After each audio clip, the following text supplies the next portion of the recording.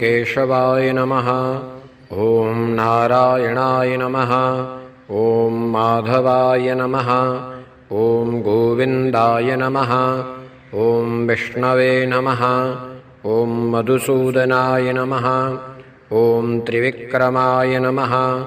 ॐ वामनाय नमः। ॐ श्रीधराय नमः। ॐ ऋषिकेशाय नमः। ॐ पद्मनाभाय नमः। ॐ दामोदराय नमः। ॐ सङ्कर्षणाय नमः। ॐ वासुदेवाय नमः। ॐ प्रद्युम्नाय नमः। ॐ अनिरुद्धाय नमः। ॐ पुरुषोत्तमाय नमः। ॐ अधोक्षजाय नमः।